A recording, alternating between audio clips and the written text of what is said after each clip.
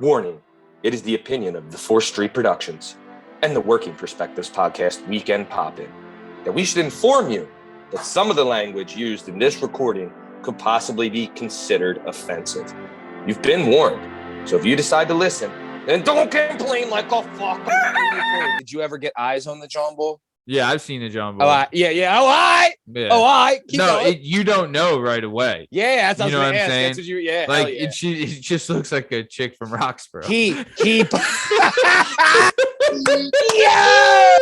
She got them big calves. You know what I mean? She got them big calves. Shout out. Hi, hello, how are you? Thanks for stopping by. Today we're going to talk to some real people about some real things, living real lives, doing real stuff. This is the Working Perspectives Podcast. I'm Matt Lavelle, accompanied today by Lyn Dub, Justin Richardson, Schwab Game, Steve Cabot, Lasmeeshma, Liam Reese, the Madman, Sean Day, and Bad Boy, Benoit Podcasy, Bern Podcasy. You can find all our stuff and all our content and all podcast platforms and YouTube at Working Perspectives Podcast. You can handle us on Instagram at Working Perspectives Podcast, and you can join us on the Twitter and the TikTok at Working P Pod. If you'd like to be a guest on the show, please email us at workingperspectives@gmail.com.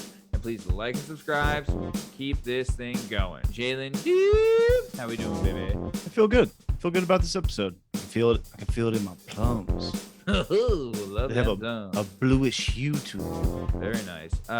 Lasmeeshma, how we doing, my man? Great. Feeling great. Good. Looking great. Nice. Sean Douglas Day, how are you, sir? This algorithm sucks. I got a new sponsor. It's Franzia bottled Franzia wine. It's in a box. Hell yeah. It won't get on the screen, bro. Slap the bag. For those of you listening, Sean is trying to show a box of There it is. Of Here we go. Franzia boxed wine. Shout out, fan of the show, listener of the show. Sponsor us. Good. And Strong Stem, how is life, my man? I don't know. I don't know if you stroked out there or what we did, but he had a moment, and I appreciate it, and I love you, Matt. Hey, well, speaking of loving me, this is the Working Perspectives Podcast. Let's get this thing started. Let's go. It's our objective to be effective by voicing societies. Working perspective, exploring your day and how you get paid. Launching a new episode every Tuesday. Your day can transform while we inform with new episodes available on every platform. So check out our vibe and how we get live. Then do us a solid. Share and subscribe. We're just sharing. We're just sharing. We're just sharing. Working perspectives.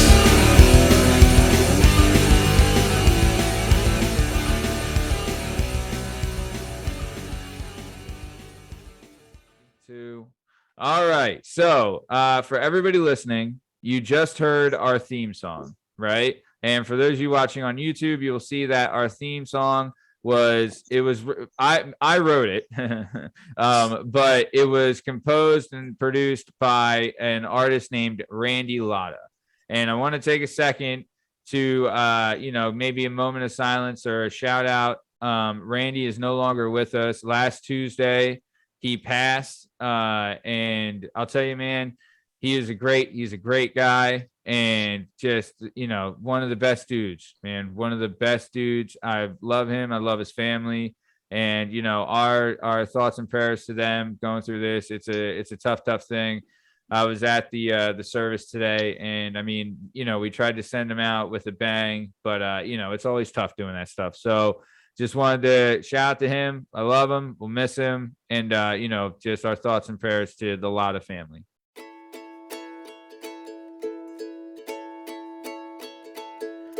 All right. So, okay, let's keep it moving. Very nice. So on the show this week, we aired the Tom Lavelle Part 2 episode. And I'll tell you, we really classed up the handsome. Got a lot handsomer, didn't it? A lot more handsome. But there's some people have to atone for some things. So he wasn't there to defend himself. And Justin, I would like to hear your version of this story. Yeah, I have a very good answer. I would never park in a special needs handicap spot. I'm not a piece of shit. I would never do that. Son of a bitch. And you should be ashamed of yourself. Oh, Please move on to the next person. Right. No, I'm gay and cheap. So, I just No, have to all live right. with that forever. No, well, what? So, okay. I'm gay So and cheap. th- It's th- cool. no, I this listened to a is- podcast and I found out I'm gay and cheap. This And you is- like glizzies. Yeah. Love the glizzies. What was that? Loves them. I was gonna say, is that a handicap? I don't know. Being gay and cheap. Yeah, I could get it. I could Like, get make it. qualify, How Jewish yeah. it would be. These days may qualify. I don't know. Jesus. Yeah. So okay, here's what Tom said. Tom said that you came into the bar, right? They have a special. It's $5 for like a sandwich, and he kept bringing up he gave you a soda for free. Fuck off. Everyone gives away soda. The soda there sucks too because the carbonation doesn't work. So he gave you a flat soda for free, like he's fucking Bob Hope or something. Prince of Wales. Yeah. So either way, he then remarks that you had a $5 tab and you left him $1. What Tom forgot to mention, but Tom forgot I to can make mention my own this. case. Yeah. Tom forgot to mention this. No, you can't. Grams is cash only. Yeah, I don't as care. well. So I Don't put care. on the podcast and I was like, no fucking way did I leave him. I'm like, I did? No way. So I remember I texted you and I was like, yo, is your brother working at Grams today? Yeah. And so I just stopped by on my lunch break randomly. Yeah. And I saw the text, it was May 20th. I went to my checking, like my bank account, John, and I look at May 20th and I'm like, there's nothing from Grams on there. And I'm like, oh, I must have paid cash. Forgetting that Grams is cash only. I gave him $7 because that's all the money I had on me. You ordered a glizzy and then didn't tip him. You I got fucking a scumbag. Mini cheesesteak because it was $5. Whatever. How was it? My The question cheesesteaks is- are pretty good. It was, and it comes with a little bag of Lay's, which is banging. Yeah. Go ahead, Sean. My question is, it's cash only. Is like this is like run by the mob or something? It's like some like money Nah, laundering. Because they cook the school. books. Funny you mentioned that. Yeah, funny you mentioned Want that. to have a Sean. little story? There's something called the 5 Squad in Philadelphia.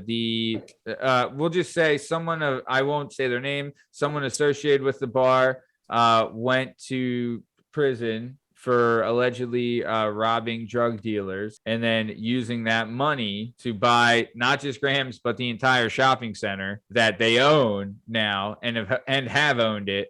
And yeah, Grams is cash only because they don't want to pay the outrageous tax on the electronic ones. Go ahead, Liam. By strictly robbing drug dealers? Because that's like super ballsy. Well, so here's the deal. Omar. right? It's funny you mentioned this. So this is a weird twist of fate.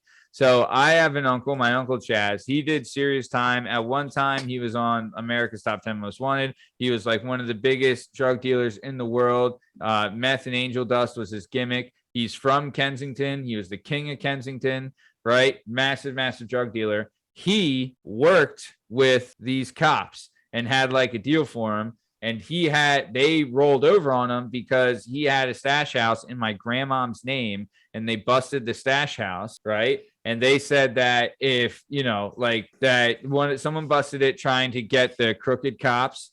And he said, if you don't point them out, then we're going to put your mom away for the rest of her life. Right. And he had to, he did what he had to do. But either way, so that guy ends up owning Grams and and that's how they got their money. Cash only, babe. Cash only. Either way, J-Dub, you're a fucking scumbag. Leave him a better fucking tip. There's an ATM in there. Get your bitch ass up. Take a $20 bill out. Yep. I don't want to hear no fucking excuses. You got to carry yourself like you're from North Wales. As a matter of fact, I'd be more proud if you would have stole it from a car outside and brought it back in and put it on the fucking bar. Yeah, God damn it, J-Dub. Yeah, ahead, I'm the same Liam. way. I'm the same way. I always do 30% now. Mm. I mean, given I've done decent for myself, but still, like, I mean, if I go out and I'm like, oh, I only have this much money in my pocket or whatever, I just won't go out. You know, Yeah. like it's like Yeah. that's part of For the record, that's part of your calculus. It's like I got $5 and I want to drink 6 beers. No, you do. You go to the store and you get fucking PBR. I didn't go out. I was working and I was Yeah. happened to be On his driving lunch break. by and I clocked out and was there for 19 minutes and then I left. Now you're also an alcoholic. Yeah. Yeah. No, I didn't drink. It's the only time in my whole life I've ever been in a bar and not had alcohol. Because you My knew you only whole had fucking life. $7 on you? Is it because you knew So you true. only had $7? Yeah, I literally walked. Scumbag. I literally just Go to walked in Wawa. to say hello. Yeah. Liam, go ahead. You want I to say mean, I think you covered that. There was an ATM in the bar. Yeah. Yeah. If that's the case, then it's inexcusable. There- It's a fucking $6 Also- surcharge. Hey, also, guys, to I'm be not fair, grab drugs off the block. To not be pay fair, the he ATM left- fee. he left 20%. He left 20%. To be fair. And I would have left. You would have left with a black eye if it was me being the fucking bartender. I You really- scumbag. I heard him say like I left $1? Get the fuck out of here. That Did is I? fucked up. He I like aired you out immediately like checked my that. thing. He Yeah, fuck, fucking. love I loved it. I loved I it. love it too. You love I was it. like, You I love heard, I was any like, oh, type I of did? bullshit. You fucking I ate love- that yeah. bullshit up. Well, you don't really know, apparently, Matt, because last time your brother brought up his fight in the cafeteria and all this shit, he was like, you know who was cheering me on, super hype about it? You were like, Joey Radisoni? He was like, no, Steve. You were like, oh, yeah. I was like, was that a layup? Did you miss the fucking question? Yeah. God damn it. Yeah, I just That remember- hurt me. I mean, he never said he was sitting with Joey Rad at the table when the dude came up, and that's why I thought it was him. But either And when way, the fight broke out, Joey ran to the bathroom, and I ran right to the fire. yeah, Man loves controversy. yeah. Oh, dude, can't you know, controversy Chaos. is Loves cash. chaos. Yeah, this guy. Nice. Okay, so Justin, anything else you'd like to say about the Tom Lavelle episode? What else? Part did I two. learn? I'm gay. I'm cheap. What the fuck was the other thing? I did learn something else. I forget now. We were talking about Applebee's. That's a pretty trash establishment. Dude, never. I would if you. I mean, at least in Dog, the remember when they went to Philadelphia the $1 drinks? area, bro. Yeah. Oh, do you remember that? That was in $1 like it was in like 2019. Dude, they like Sounds introduced fantastic. like they would change the drink every day, I think, but there was a day of the Yeah. week Yeah. where you could Yeah. get Long Island iced teas for a fucking For a dollar. dime. And it was- Yo! but it was Where between to like go? a certain time. Yeah, it was But like yeah. 6 to 7, and my girl was like, "We're getting sloshed." Was the time 30 seconds? Because otherwise everyone's going to black out. Dude, it was. I think it was like a happy hour thing, right? Jesus. So they They would had do to it- order fucking a thing of ribs. Yeah, or some but shit. Steve, Yeah, Still. but still, Steve, it you was- got to think though. I mean, like it's Applebee's. That's a huge corporation. Think about it from a marketing standpoint. Yeah, it's like you lose money for 2 hours, but then those people are so hammered they stay there for probably 2 hours more yeah. and paying for all the other drinks. So it's And like they're they probably getting make more money. food and Dude, it's like Costco. Costco loses money on those little fucking Food rotisserie makes it on the chickens, membership. but the rotisserie chickens are all the way in the back, and you have to go buy like the best deals to get the Yeah. $5 rotisserie chicken, and then you buy all kinds of shit. Like it's, yeah. They know they're what making doing. money on you. They- They're making yeah. money on you. They You're know- losing money. They know how to play the game, dude. I'll tell you, I absolutely fucking hated working there. There's only there were some people that were cool, and there were some people like if there's alien life on this planet, they fucking work at Applebee's, brother. I'm telling And you they right shop now. at Q-Mart.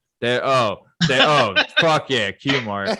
But dude, it was so like just awful. Dude, Honestly, I that was actually also the love- most unhealthy I'd ever been in my entire life. Legit. Dude, I actually love Applebee's because I was You go to the neighborhood? No. I will not. No. I will not go into it now. But I have like these fond memories of like my second platoon. I came back. I was grandfathered in as a sniper already, and so I had like already done like sniper missions, and I was actually more qualified than some of the sniper school instructors. All right. But we were in the middle of fucking Indiana, middle of fucking nowhere. It was like it was like Atterbury, fucking Indiana, middle of fucking Hoosier nowhere. State. And so like there was nothing there. There was like one Walmart and like one Applebee's, and like that was it. And so we treated Applebee's like a bar. Yeah. We would go there, dude. We would go there and do like shots and everything like that. Smoke like we'd go outside and smoke cigarettes. And like we just treated it like a normal bar. There'd be like kids in there, like just Oh, having hamburgers, and like dudes were like banging the bartenders. Like Yeah. not in Applebee's, but like there were some shenanigans going on. Yeah. And so we treated it like just think about like a dive bar. That's how we treated Applebee's, and they were okay with it because we all fucking had money. We had tips all the time. Yeah. You're goddamn right they're okay with it. A SEAL unit in there acting up. They're like, what are we going to do? Yeah. Also, I'm sure you guys were polite. You know, like if anything, you would fight someone who's a jerk off, but you probably got in fights with each other more than anything else, right? Like just wrestling around and bullshit. Yeah, I mean, we never got into fights in there. I mean, like no one there wanted to mess with us because there was a small town, so they all knew who we are. It wasn't like we're going to some bar and like, you know, we look like average North guys. Wales. Yeah, we look like average guys, but like they're like, we look like average guys. Fight them. They knew that we were actually SEALs. They were like, we're not going to mess with it. Plus, too, like in the country, like you're especially SEALs, like you're fucking celebrities. You kidding me? Oh yeah, they loved us for sure. Oh, yeah, they loved us. Yeah, sure. they probably dude. Like when we graduated, there was like some local guy. I have no idea who he was, but he had like 30 acres, and he just throws a party for every school, like every class that graduates. He just throws a party, and dude. Like our party, we like fucked his like whole property up. Like he had a golf cart and it ended up in the deep end of his lake. He had to fish it out. But he's like, oh, that Marine or the Navy SEAL graduation again. God damn. Yeah. God bless America. Yeah. And He's that just fucking great American. Small price to pay for freedom. Yes. Yeah. Dude, he's like just some rich guy. He's just like some rich guy. But like, I have photos of it too. It's every hilarious. American Like should have to every American should have to once a year donate their golf cart to a golf cart. I agree. Yeah. I'm in. Blow it up or you sink it into a lake. But that's part of the culture almost, right? Like every SEAL that graduated is like, dude, you remember the party at the blah blah blah's property? Like, what the fuck, man? Oh yeah, the guy's a legend. You know, like I agree. You could talk to a ton of SEALs and they all have like a story about that, right? Like that's sick. Oh, dude, it was cool. Dude, it was hilarious. Like, dude, at the party there was a grappling legend. Like everyone knows Jocko, but there's like another guy there. His name's Sergeant. His actual name is Sergeant. Like that's his name. His real name is Sergeant. And wait, this guy became a SEAL? Yeah, he's a SEAL. Oh, his parents knew from the jump. They were like, we're Sergeant SEAL. Yeah. This guy's the man. But dude, he was Jocko's like grappling partner and like way better than Jocko. Way better. Like, dude, like I remember going there wrestling with him. And he was like butt scooting, just like doing all kinds of crazy shit to us. But the funny part is there's another guy there named Turbo who lost his fucking leg. And we got fucking hammered at this party and we started fucking wrestling Turbo. And he literally lost his whole leg below his knee, but he was cool with it. And Sergeant had been teaching me how to heel hook people like way back in the day. And so no heel. And Turbo was a good fucking college wrestler, but like he had a fucking missing leg. So I took him down and I heel hooked his fucking goddamn fake leg. And I got a photo of it. I threw it. I'll send it to you. I threw it to fucking Sergeant, and Sergeant's sitting there with Turbo's leg in the air. Like this, like a victory. Like a trophy. Yeah. Like a trophy, dude. It's fucking hilarious. That is great. I tell like outsiders, like, and they don't get it. They're like, that's horrific. No. Like, I tell like fighters and wrestlers, and they're like, that's hilarious. Dude, Turbo was probably losing his fucking mind laughing. It was so funny. Oh, I have the photo. He's laughing. I'll find it on my phone. It's fucking hysterical. Dude, that's a fucking put it in the thumbnail. Yeah, because I mean, both of them. You're just like, and it comes up. You're like, motherfucker! You know, it was a good heel hook. It was a good solid heel hook. Popped it off. That's fucking all right. great. I'm gonna keep this one nameless, but it keeps it in the same thing. One of my buddies at our other buddy Kevin's wedding was telling us a story. He may or may not live in Florida, but he was down there and he was dating multiple girls. Blah, blah, blah. He was dating this one girl who had one leg, but she was the hottest broad, right? And he got drunk one. Still got an ass though, right? Oh, so fantastic. Okay. She was Latina. I loved her. I would have married her. I never. But he did tell us his story. His story was that when he heard the noise of the suction cup pop off, and this was up to the thigh. He said when he heard the suction cup noise, he knew it was on. I was also very drunk when he told me the story. I couldn't. And he goes, and I'm telling you, like I threw her down on the bed, and I went to throw her legs up, and there was like nothing to grab on one side. I didn't know what to do, so I just held the one. I was like, great. Now, anytime you go around someone that has a suction cup, you're gonna hear that noise and instantly get fucking what a boner, you weirdo. Yeah. I was like, what are you, Pavlov's dog? Like, come on, cuz. He's traumatized forever. Yeah. She gets down, yo. When you pop the leg off, yeah, and it makes the hell yeah noise. Yeah. Come on, Yeah. Dude, I was like, Matt, you're a scumbag and a saint all at the same time. Did I just say his name? Fuck it. That's whatever. Well, Steve, what's funny is like, no, that's the sound I heard. I remember it was like, it was a pop. it's a pop. because it has like a big because It's turbo is below the knee. Yeah. I guess either way it's the same, but yeah, it's a big pop. Yeah. Some kind of suction cup system. That's See, hilarious. See Deuce Bigelow when he like pulls the Oh yeah. That's what it reminds me of. Ah, that's Dude, so that's funny. so funny. But that is fun though. It's not fucking funny, you terrible humans. Oh, shut up. But Matt, you're right. No, Applebee's is like a terrible place. Like I'll never go to it with my kids. But like I when I drive by it, Yeah, I just have you fond have fond memories. memories. I Yeah, get fond memories. yeah, and I have like Like- traumatic memories from there. It Like was- I may buy an Applebee's shirt, but not their hamburgers. You know. yeah, yeah, dude. I remember like, oh god, it was so bad. Like, cause I made shit there, like shit money, right? Like, and I know our rent wasn't super high, but like I was barely making enough to live. Like I was like, I remember like I knew if we were coming close to rent. They sold stackers we had this corner deli. Like, do you guys remember my house on Markle Street? There's a deli on the corner called M&M like M&M Deli or something, but we called it Majamas, right? Because the guy's name was Muhammad that owned it. So we called it Majamas, right? And Majama had the stackers, but he had the stacker gimmicks that still had a Fedra in them, right? Like the old ones. And I was like, Majama, getting it from India, right? And I would like, if I knew it was a rent check, like a rent payment week, I would buy a couple of Fedras because I was like, all right, well, I'm not going to pay for food for a couple of days. So I'll save more money and make rent. Get a little lightheaded, but we'll figure it out. There was times like I'm at I remember I was standing at a table and I just like zoned out and I'm like, oh, fuck, I need to eat a cracker or something. Dog, you know what I me mean? and Brandon, when you brought them into the scene, me and Brandon would take Oh, 4 of those before school and shake up a soda and ooh, chug like a fucking Jolt Cola with that caffeine. yeah. Dog, I'd be in, and I'm already a little bit of an aggressive human, I hear, right? Sure. When I tell you I'm running circles in the fucking homeroom with the fire, like in Back to the Future when the car leaves, the lightning marks, cause people were like, oh, he's doing real drugs. I'm like, nope, I'm behind the 7-Eleven. Steve, do you remember you gave me one when we were wrestling? Yeah. Yeah, no. So Terrible. like you guys know Terrible. I took like fucking 4 years off of wrestling, and then Shetline for some fucking odd reason was like, yeah, let's put Sean on varsity after 4 years. And I didn't play in football, and I was like at 200 pounds, and he was like, yeah, I want you to wrestle 171. I'm like, dude, I'm fucking 200 pounds right now. Yeah, you can fuck And off so- at 171. Yeah. And so I fucking hate, dude. I lost the weight, obviously. Yeah, But yeah. fuck, I remember I was having a tough time like the last like 10 pounds, and Steve gave me like some fucking pill. I'm assuming it came from you. Yeah, dude.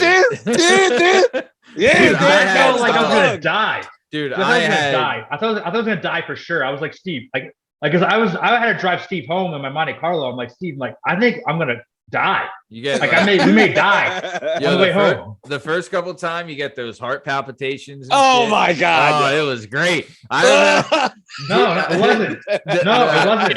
dude. I was I was not hungry. great, you asshole. I was hungry, dehydrated, had no electrolytes. I had no electrolytes. My heart could probably barely pump to begin with. And then I had like whatever was in those fucking gas station dick pills. Oh, They were man. terrible, yeah. Terrible. Bro, those things you were right, like fucking. And I would always But- take them way too early, so I The would crash. crash. Yes. So then Oh. practice was However- at the end of school, and I'm like, I cannot go to practice and let Zach Freiling body slam me 100 times feeling like this. Dude, I remember I was also a terror at home. Like I'm like ripping fucking like cabinets out and shit. Like I was so like, cause your emotions are crazy. Yeah. Dude, like I'm 17. My emotions are all over the Where's place. the dishes, Mom? I'm all jacked up on Mountain I wanted Dew. fucking zebra cakes. Fuck you. Yeah, like just fucking going.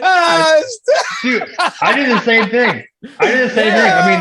I mean, I lost the match after that first weight cut, but I lost 30 pounds in like fucking 3 weeks. Yeah. But dude, like my mom would like come home and like she was like, I'm in football mode. She's like, you want some big spaghetti? I'm like, why are you making that for me? I'm like, I'm trying to lose weight right now. She's like, what? She's like, you're wrestling? I'm like, I didn't know you were wrestling. I'm like, yeah, I decided to wrestle again. And I can't eat, so fuck you. Yeah. Oh, bro. Unbelievable. Dude. I also, Yeah. in all honesty, I watched when we were in ninth grade, Sean Day whacked down a whole bunch of caffeine pills and maybe a quadruple dose of creatine before one of our football games and run down the field on kickoff. And me, him, and Jay Romeo were the wedge breakers, which really meant me and Jay would take off and then curl back behind Sean and watch Sean eliminate targets on the football field as a 9th grader. And there was a couple times where those kids didn't get up. They had to like get, and Sean's standing there like, woo! Like, yeah, motherfucker! Oh, it was so hype. Oh, Yeah, but you know, but football for like if you're gonna take like energy pills, it's different because wrestling, like, dude, you're sitting there, especially me as like 171er. I was fucking sitting there forever. Football, like you have like a long game, you can kind of get out of your system. And then back then we're playing both sides, so like you kind of, but like taking energy pills before like a wrestling match, like dude, you're just fucking sitting there. Yeah. Dude, plus two, like, it did suck. I remember that too, because like you're jittery on the bench. You know what I mean? Like watching another guy's match, you're like, what the fuck? And dude, I'll tell you one thing it did help with. You sweated like a motherfucker. Oh yeah, like you were draining gallons, babe. Gallons. Yeah. Oh yeah. Yeah, but we're probably gonna die when we're like 75 now. Oh, my heart's like on its last leg already. It's like I brought that up. I brought that up in my episode 400 years ago, that how there's going to be an HBO special one day about, and they're going to have Matt. It's going to be like the fucking Dansbury Trashers, but Matt's going to be the Godfather handing out fucking stackers, and all these one turned into a Navy SEAL. The other one's a badass Marine. We got me as a sped. We got all this other wild shit, right? Everyone's eating these pills. Now we all have fucking liver cancer. Yeah. Or dude, Steve, it'd be funny. Or the opposite. We're like 300 years old. We're like, hey. We're like, I like it. I like human being to live 250 years. I'm Yoda. I am 900 years old. That's the Messiah. Dude, my telomere length is this long now. It grew. Dude, I'll tell you, the one time that was scary though is when Dana ate him, because I had been doing them regularly, right? So my tolerance had built, so I was popping 3 at a gimmick. You know what Easy. I mean? Yeah. And like, you know, and she's like, well, how many should I take? She had never done them before. I was like, well, I take 3. And she's like, okay, I'll take 3, bro. She took 3. I legit was like scared. I was like, oh, we fucked up. We fucked up so bad. We fucked up. You know, I gave Natalie Terrero 1, who was like the sweetest, non in trouble, like student body president. Gave her 1 stacker. Bitch passed out in the bathroom and threw up on herself. People were like, girls were like attacking me for the next year. Like, what did you do to Natalie? Did you give her drugs? I'm like, bitch, a poo sells it down the street at 7-Eleven. Shut the fuck up. Yeah. Shout out Stackers, fan of the show. Shout out to Pooh. Dude, that's our next. Shout out gas station drugs. That's the next sponsor. Gas station drugs. K2 Stackers. Delta 8, 9, 10. Bath salts. Bath salts. Whippets. They always got whippets on deck. Yeah, bro, dude, I honestly, like, God, I remember the last time I did them, I was like, I remember the next day being like, I'm so fucking stupid. What did I just do? Those shits make you like that. They make you noticeably dumber. Every time you do nitrous, you are I had a buddy who was a kid I liked and was mildly intelligent to me. He stole a whole canister. And I swear to God, after he finished that canister, he was, and to this day, noticeably dumber. Yeah. Well, dude, no, I mean, like what it's doing, I mean, it's taking oxygen away from your brain. It's like it's displaced. Like it's literally like no, if you don't know, like the carbon monoxide, like or whatever, it knocks the oxygen off your hemoglobin. Like so your brain is literally just not getting fucking. It's like nitrous oxide, but it's knocking the oxygen off of the molecule of the hemoglobin. So your brain is literally just not getting oxygen. You're literally depriving it. Cool. So bad.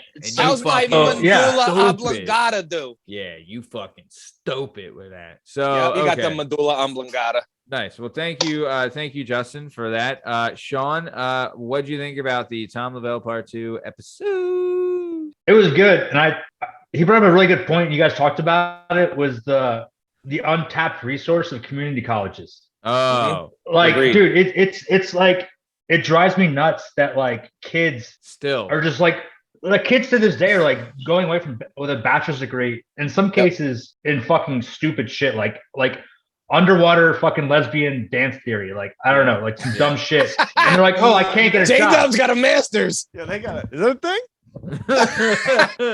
I'll sign up tomorrow. Yeah, I'm in. Yeah. But no, that was a good point. No, it's an untapped resource, and like, dude, like You can basically Sure. knock out 2 years. You can get like a bachelor's in science in like basically whatever, and do the first 2 years at community college, and it Yep. all transfers over. I mean, Yeah. 100%. Dude, you can go to UC Berkeley and it transfers Yeah. over. Like, Yeah. dude, Yep. my wife is a medical doctor, and she had her first degree, didn't work out, and she went to Peace Corps, but then came back and decided she wanted to be a doctor. She did part of her pre-med at a community college, Yeah. and then hell became yeah. a doctor. Like, Yeah. I mean, I did my community college stuff not to save money but as a freshman I had to know calculus as a freshman, and I'd been out of school for so long.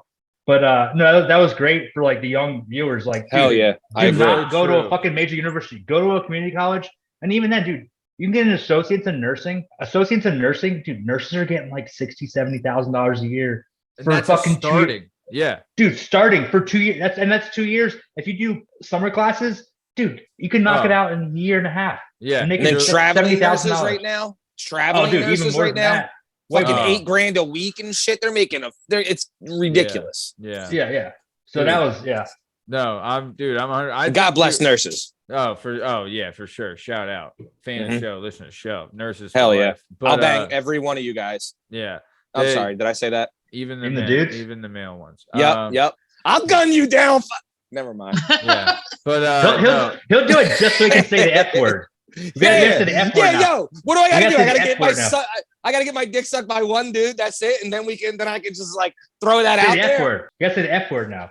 I mean, I don't know what the bylaws are for that word, but Okay. you know, but yeah. So either way, no, you're 100% right, Sean. I think too, kids now, like, I don't think there was ever a stigma on community college when we were coming up, but I think it's now more like, don't be stupid. If you don't know, I think it's now more like, don't be dumb. Yeah. Like, don't waste your fucking time going to an expensive school Oh. if you don't know what the fuck you're doing. Well, no, the thing that fucking drives me nuts is, and it's like many people they like talk about student debt and they talk about all these different things. They don't actually ever get to the core issue. Okay, so I'll ask you guys, because I don't know if you guys know, but like a bank, why would a bank not give you like, say, a $50,000 credit card, right? Like It's drugs. you're 18 years old. No, like why wouldn't they give you a $50,000 credit card? Because they don't think you can pay it back.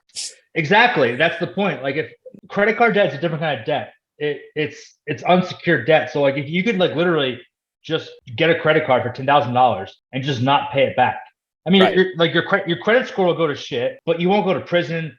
The government can't come in and just like take away your money. They can't do all sorts of things. But with college debt, it's a different type of debt. It's the only thing that doesn't get washed by Exactly. bankruptcy.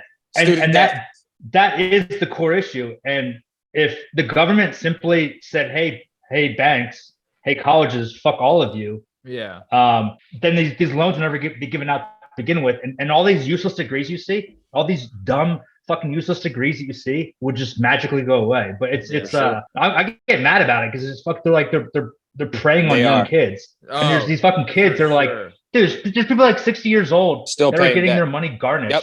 And their And they have social like some security. useless fucking degree. Yeah, their social security. Like I get so angry about So it. And like crazy. no one talks about the core issue. And that is the core issue right there. Mhm. You get rid of that, and then all these loans would go away, because they'd be like, oh, because the banks would now be like, hey, are you a good student? Because the banks would basically do what college should be doing, like, hey, like, does this degree actually pay money? Like, okay, does the engineering degree work? Okay, cool. It does work, but guess what? You're a dumbass and you suck at math, so we're not gonna let you do it. Nope. And so like the whole thing, it would just work itself out. Yeah. But no one wants to I don't hear anyone talking about it. Like even on like major podcasts, like Joe Rogan, he's got these fucking people on there and they don't talk about it. Like that, get rid of that one law. Like if I was king, I get rid of that one law and it would all go away. It would all go away. Yeah, dude, you're not wrong. You're 100% right. They and you know, it's also like you're completely right where they take advantage of it's the dream, right? Like it's you go to college, like you do good in school, you go to college, and if you graduate college and have a degree, then your whole life's ahead of you and set for you, which is fucking bullshit. Bullshit. You know what I mean? Bullshit. What they should teach you to do is to like how to interact with people, how to be polite, courteous, and have conversations with people, right? And like intellectual conversations, and be also listen, but add to the conversation. and then teach you how not to be fucking lazy and how to work. And I'll tell you, you get further any place you would with a goddamn degree. And that's a fucking fact. Day 2024. Day 2024. No, I was Yeah, gonna start say running. no. What I was gonna say, my standpoint is what Arizona just passed a great law now. Is like we're basically in a way privatizing all of our schools now, like K through 12. So you can get a voucher system now. So if you think your public school sucks, you can just you get a voucher. So you could like opt out of the public school.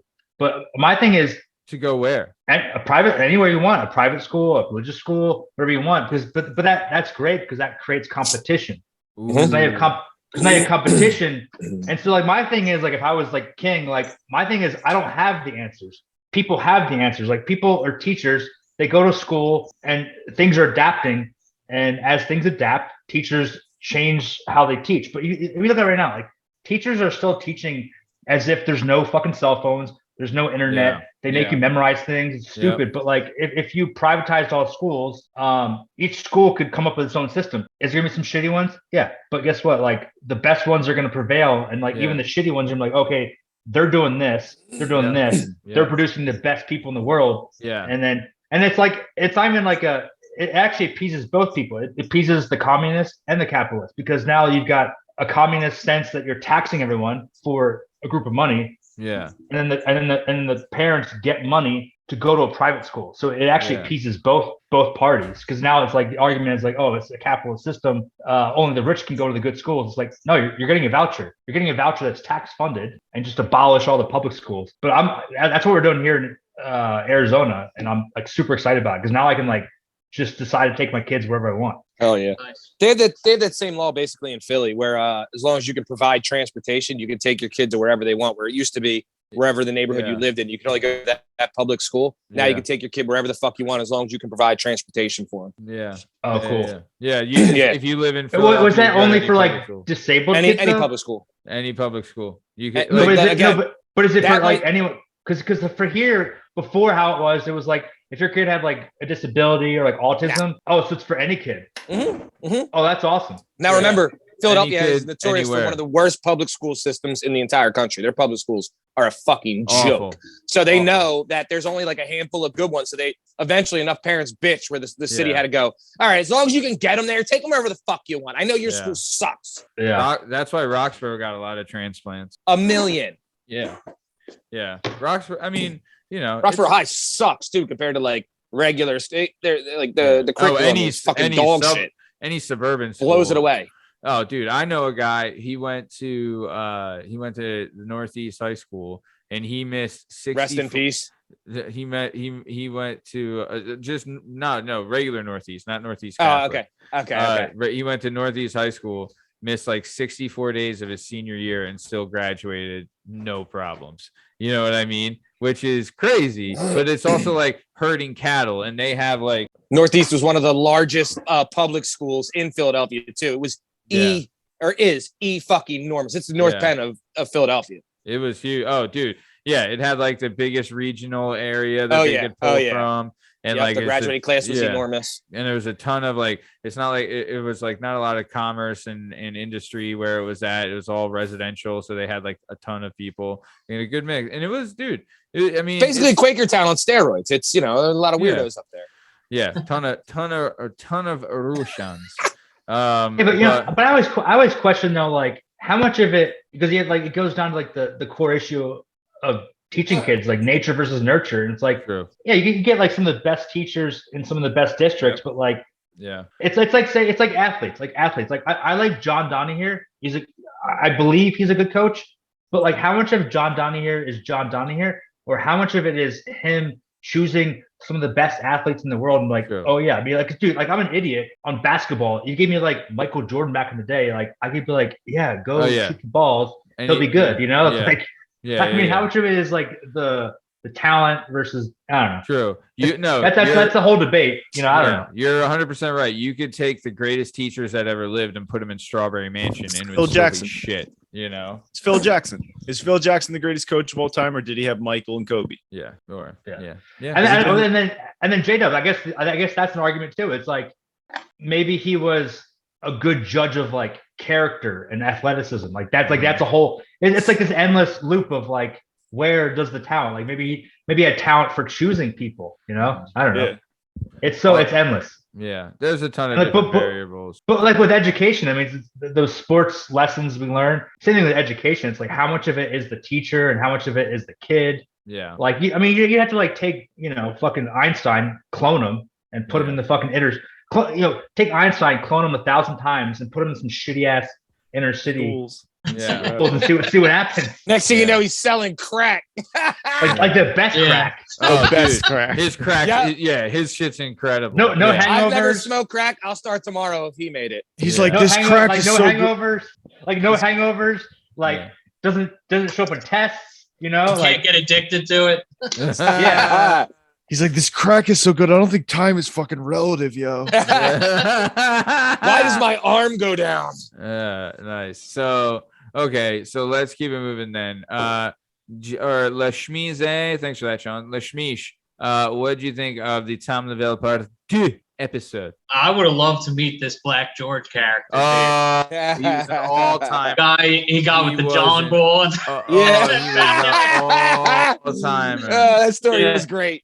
Yo, dude, I was there that night. Well, I wasn't there the night he hooked up, but I was there the night he found out and found out that. But wait, before you move forward, did you ever get eyes on the John Bull?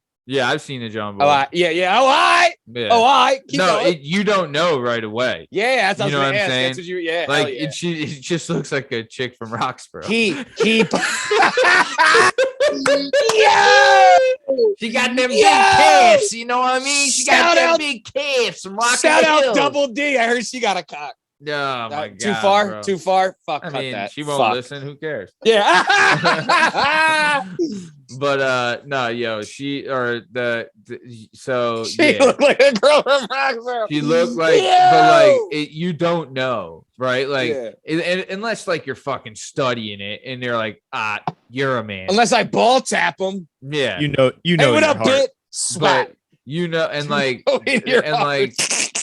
she legit she took advantage of him in a way Stop calling because her they took advantage of him in a way because he's buying them drinks, you know what I'm saying? And He's got a cock and a Yeah. wig. and he's like all into it, bro. Like He's got also, a wig. he He's thought committing a crime. he thought he was George was like, I'm the fuck. I'm pulling pussy. I'm the King Dick Slayer, motherfucker. Because he was like 65, and they were like fucking 30 or whatever. You know what I mean? And the dude Snake is a man. He's like one of he's just like a skinny black dude. You know what I mean? But he's like smokes a ton of weed. Super good dude though. You know what I'm saying? He's like Snoop Dogg. He's just awesome. Does he tip more than $1? Yeah. Oh yeah. He's a good dude. Oh, yeah. yo, Hell that was the best part of the episode. Like, so being a bartender, that's gonna be the best part of being a bartender. Is like the characters and the stories, Yeah. like the foot races with fucking Johnny Bug Eyes. Johnny Bug. Hell yeah. The bull that called, he went to Dwayne jail. And Kavitsky, called the yeah. fucking he calls Yeah. the bar. Yeah. It's fucking great, dude. Yeah. And then the guy that picks him up gets a DUI. Bro. That's great, dude. There's so many Fucking you great. forget them. I remember one time there was this dude that was in there. I won't say his name, but he had a son who was a real piece of shit, man. He was like a doper that would steal. You know what I'm saying? Like he was just like one. Pops was cool though. Pops was the man. Pops was the fucking man. He had So he gets a long leash then because it's Pops. He had a seat at the bar. No one sat in his seat. Everyone knew that was his chair. He came in, everyone respected him, and he was just like a super good dude, right? But he would say I don't want nothing to do with this kid. Like he had washed his hands of him. And I remember this kid came in, right? And he's trying to start a fuss. The dad sits there, and the regulars are in the kid's face, throwing him out, right? Get the fuck out of here, leave your dad alone. The regulars are sticking up for the dude. You know what I'm saying? And the kid. He's outnumbered in the parking lot, right? He's got mesh shorts on, and he keeps sticking his hand back behind his pants, right? Pretending he has a gun. Really, he's fingering his asshole. Yeah, He's a dude, weirdo. everyone's like, bro, there we can see there is nothing back there, and you're backpedaling so much that if there was, it would have fallen out by now. Like, don't stop pretending you have a gun. And I just remember this one dude, Irish John, just goes right up to him. He's like, fucking shoot me then, you fucker. Fucking shoot me. Right? Like in his face. And the dude Fucking just like, mix. oh, dude, I was like, this is a Sunday afternoon, guys. Like, what the fuck do we got? Dad's going? just in there, like, just bring the bottle of whiskey and leave it on the fucking bar. Dude, yeah. He drank Bud, but he was like, dude, and I was like, bro. Heavies? Yeah. Oh, yeah. Oh, wow. Stud heavies. He's a stud. Oh, yeah. But he was like, I don't want nothing to do it. Yeah. The whole, like, Fuck you, Dad. yeah. It was the whole, this is your fault, Dad. no, yeah, dude. The guy he was like a total mess. But that was just like a kind of like a regular thing. Yeah. But no, it was, but then people are telling you stories and stuff. Like, it's cool, like it's all like, once you're in though, you're in, you know what I'm saying? But like, it could be, but also it could be stupid sometimes too, or like, say like, and I've seen this where like a black dude walks in and a regular like starts jawing at him, like, you're in the wrong fucking bar. And you gotta be like, dude, shut the fuck up. Like, this, we're not doing this. You know what I'm saying? Welcome to Philadelphia. Like, you don't speak for everybody here. And there's like other black guys in there. You know what I mean? Like, it's just like, sometimes you gotta deal with that bullshit too, where it's just, it can be like a pain, but on the whole, it's like people watching and like shit you see, it's like, also too, one of the best things about it is that there's no like manager saying like, oh, don't forget to do this. No, you're in there by yourself, which means like if shit goes down, you're on your own, but like you can tell someone to go fucking eat shit. You know what I'm saying? Like there's no HR department. You know what I mean? Like you can do whatever the fuck you want in there. So it was pretty fun, but yeah, I mean, either way. So nice. What else you got, Lasmeeshma? And then when he's like, I never liked you, and I never liked your father. I never liked your brother, and I fucking never liked you. I don't like you, and I don't like your brother. Yeah, and then that fucking good. Dude, then he smacked the dog piss out of him. Oh my god. He said he blocked it, right? Yeah, blocked it with his fucking head. Yeah. Dude, I've seen so many fights in there. Oh my god. Dude, I remember I saw a guy bite another guy and like while they're fighting, and I'm like he's biting like his face, and I'm like, what the fuck? Yeah, bars are magical places. Dude. Good stories. You stay there long enough, you see some weird shit. You get involved in some weird shit too. It's like it can be weird, but it can be fun. It's a magical time. All right, so let's keep it moving. Thanks for that. Virtual. Yep, thanks for that, Lasmeeshma. Benoit Pahoud Cassé. What do you think of the Tom Lavelle Someone get Matt to a 2 hospital episode? It was good. The bar that you guys were looking for, the name of was Scanlan's. Scanlan's was the You're bar right, you guys were talking Bern. about. I bet you that fat bitch that is, place. I bet you that fat bitch is still a bartender there. Yeah, her name's Sue, and last time I saw her, Sue. That's my wife, Steve. That's my which was wife. probably like 6 years ago. 15 years.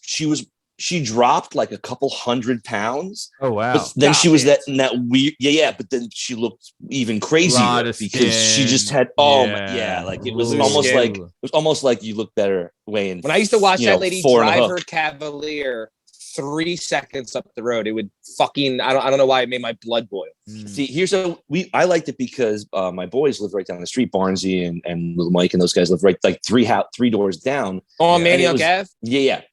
Okay. And we could get you could just go there and get pictures.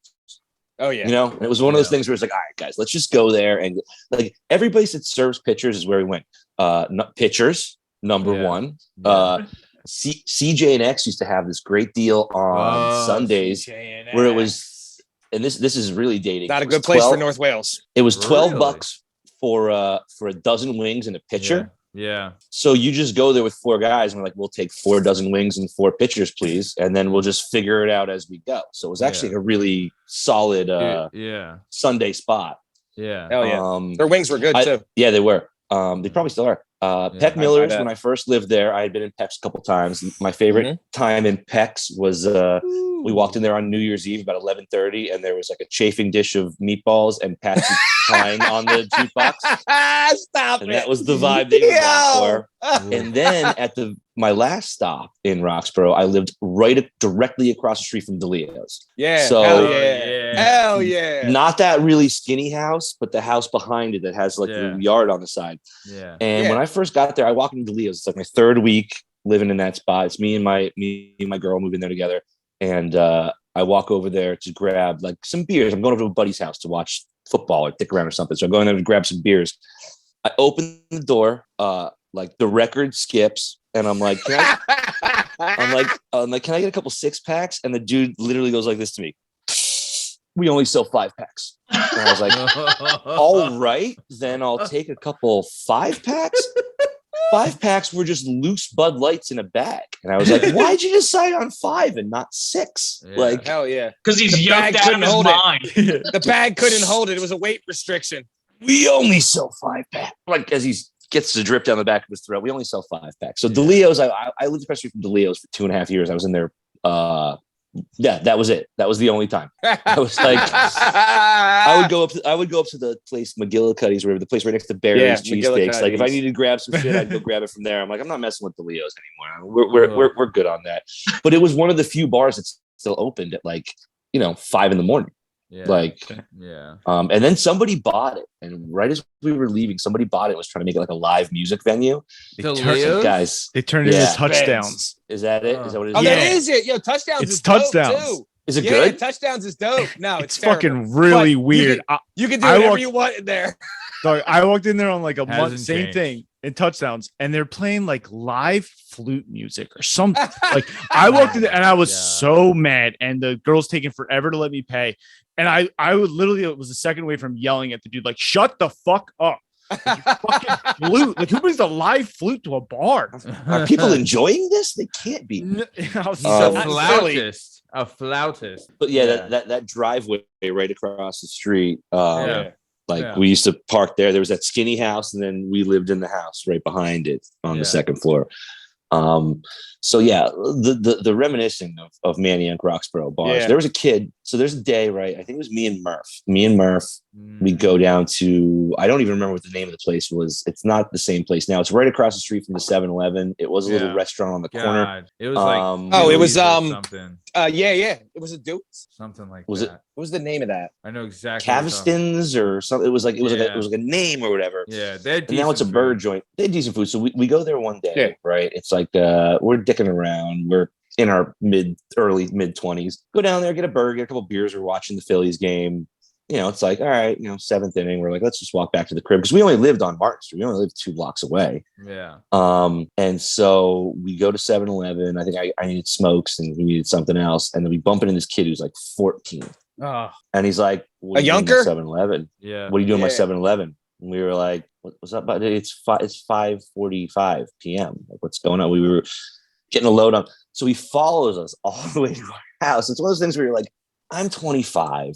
This dude I'll is put you in that for fucking graveyard, pussy. but he's 14, but we have to walk the graveyard, so we have to walk down the main thoroughfare. It's like, there's no way we can beat this kid up without like school buses are still driving by. You know what I mean? Like, Yeah. and it was a great little introduction. It was like, oh, all right, the 14-year-old younker. Yeah. Now we know what to do. He didn't want anything. He didn't do anything. He just wanted to let you know. He just wanted to let you know and walk that he's behind a you for a couple sped. blocks. I remember. And we're like 26 and he's 14. We're like, well, we can't actually do, like, we're way too old to actually do anything about this. But someone should give him a lesson. But you actually reached out to me. You're like, yo, do you know anyone that's 17? And I was like, what? Why? And he was like, this fucking kid needs to get the shit. He's a beat beat by down. another minor. And I was like, well, my brother's 17, but he's also a Fanook. So I don't know if it'll help you. Hey, what's the matter with you? I farmed it out. I was like, listen, it was for his sake. I was like, this kid needs a good ass whooping right about now. A good ass whooping right about now might change his life. Guarantee I threw him out of Grams eventually. Mhm. Nice. What else you got, Benoit? Pahoo? say? Nothing, man. Solid episode. I mean, obviously getting, you get J-Dub for the first part. Hold and on. I Cabot got for the to second interject. part. I got to interject. Though. I need Bern's opinion on this. I trust him. He's Okay. like an older Okay. brother at this point. I need. Sure. Did you hear Sure. with the scumbag?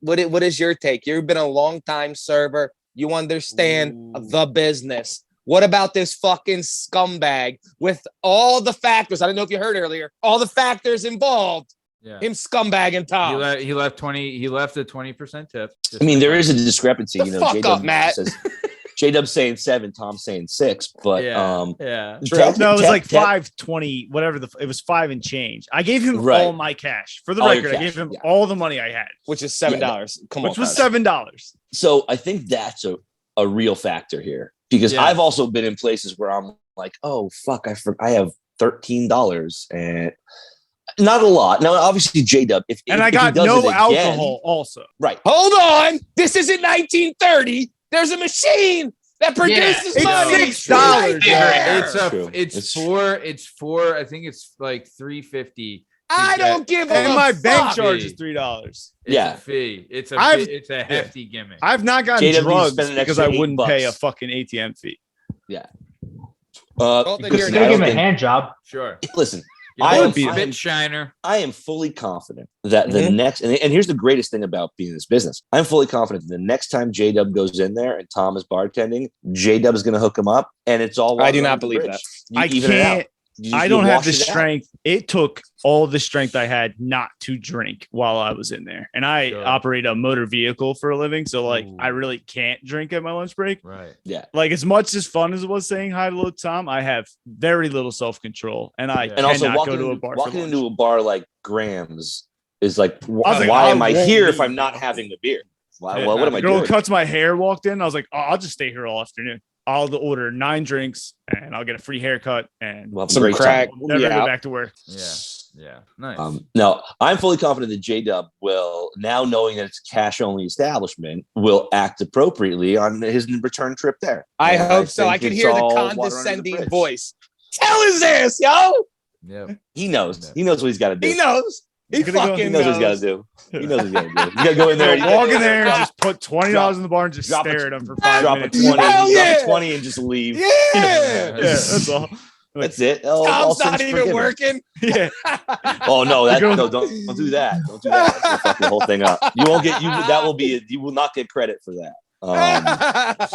Speaking of, I guess I should have mentioned this, but today is Tom's birthday, day of recording. Hey. Hey. Day of recording is Tom's birthday. The date we air this, it will. So not. if you hear No. this, wish Tom a happy he belated 40? birthday. Is he 40 now? 39. 39. 39. Okay.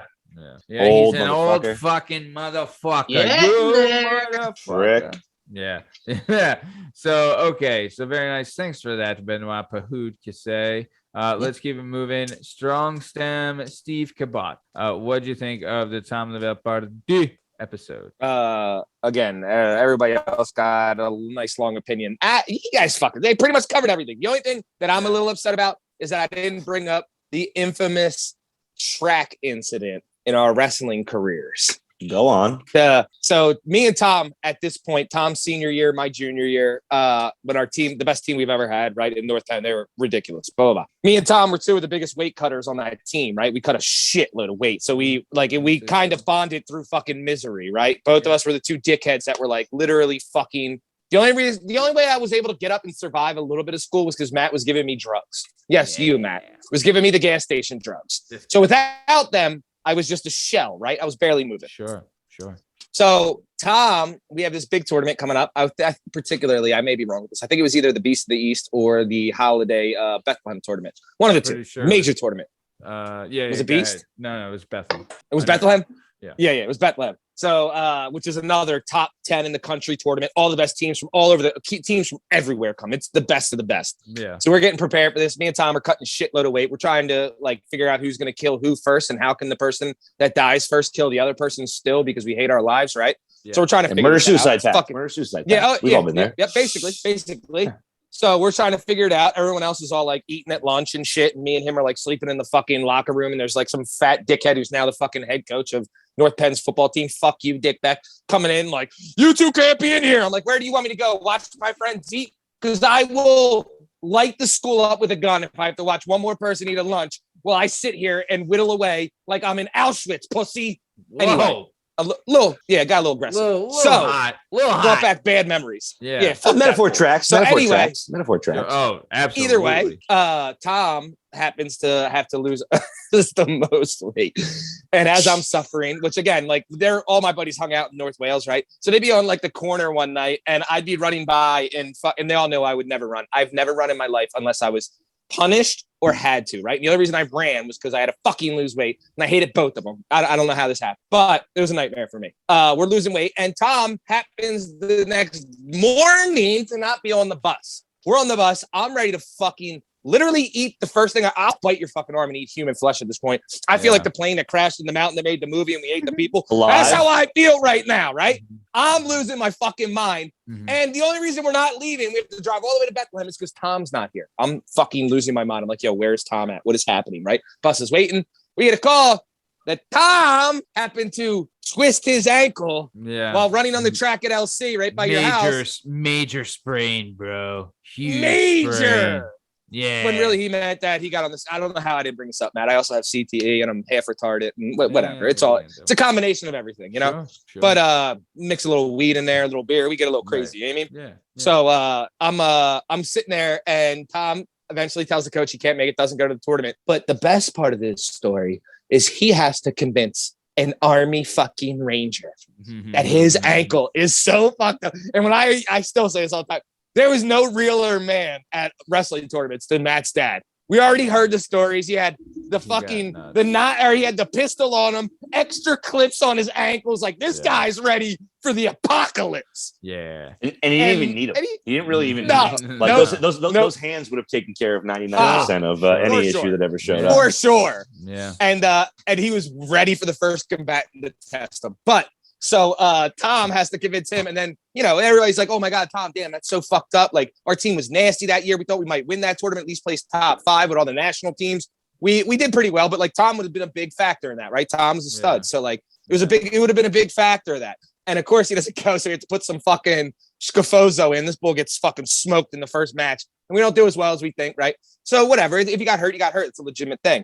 But we get back and I see Tom. And the first thing I do is beeline to him. And I'm like, you know, Tom, did you actually not make weight and that's why you did this? And he was like, no. I was like, say less. I get it. I was like, I already knew his pops, so it's not like I could do anything that your pops wouldn't do already. So like, what am I gonna do? This kid's already gonna get fucking held underwater until he, you know, he's gonna dunk him in the tub until he feels like he should breathe, and then dunk him a little more. You know what I mean?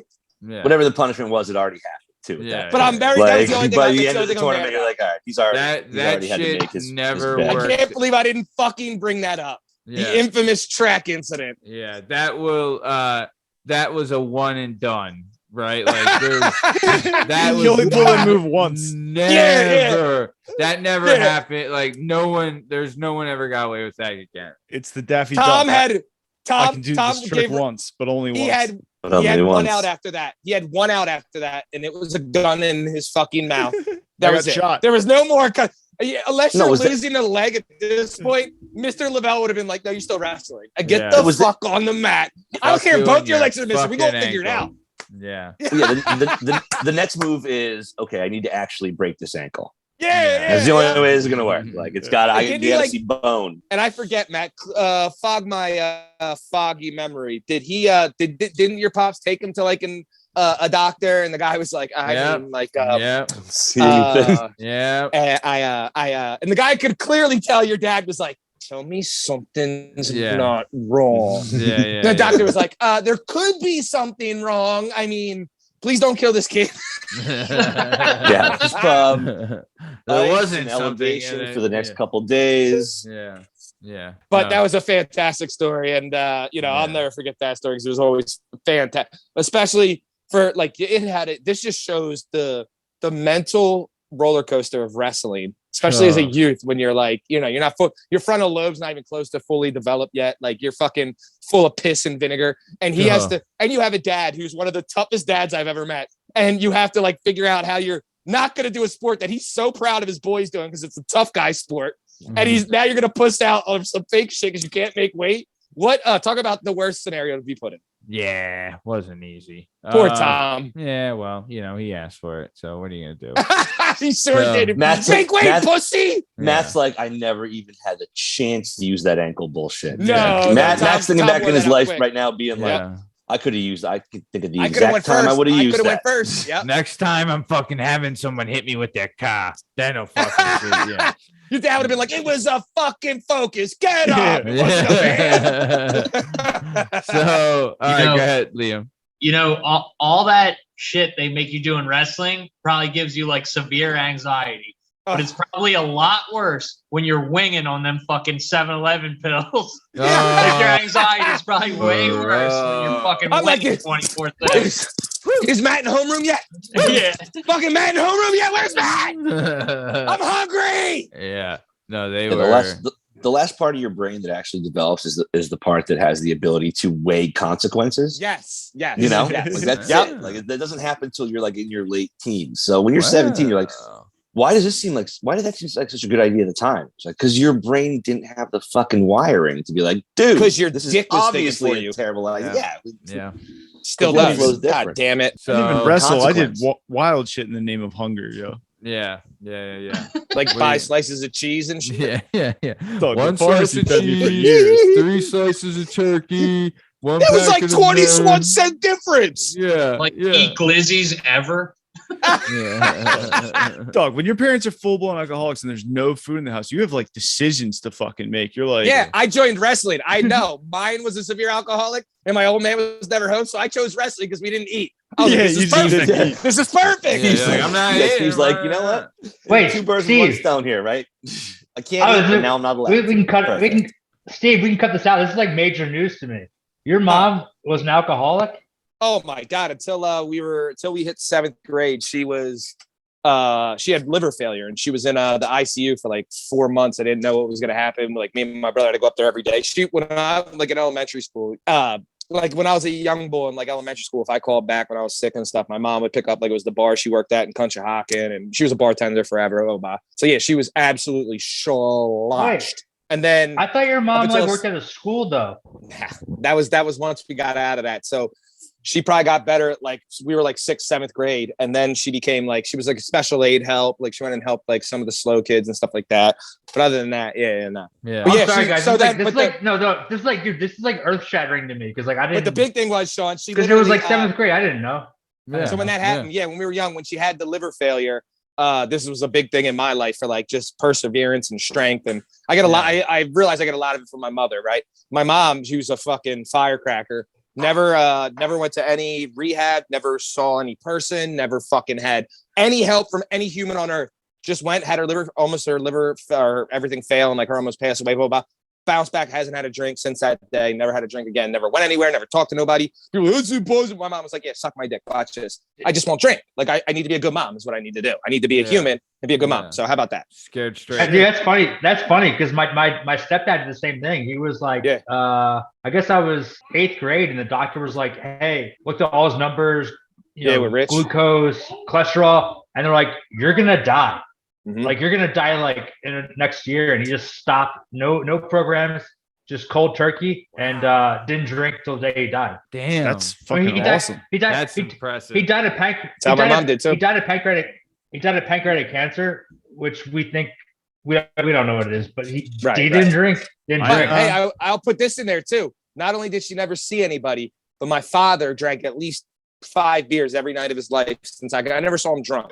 But always drank at least like 4 or 5 beers every night in front of my mother for 30 fucking years. And she was never tempted again to ever like touch anything. Every single night, second he came home from work, it was drinking beers. And my mom never had another drink. Never. Well, not my mom. My mom's still going strong. She's not a fucking quitter. So shout out to the cream saver. My mom fucking still going strong, yo. Yeah. Nice. My older stepbrothers had to like sit me down, and we're like, when I was like 16, they're like, like both our parents are like full blown alcoholics. I was like, what are you talking about? Come like, on. Our parents? we don't have milk, but we have liquor in this house. And I was like, yeah, all right, everybody. Go on. Yeah, go on. I'll That's entertain only this for a one moment. factor. That's one factor.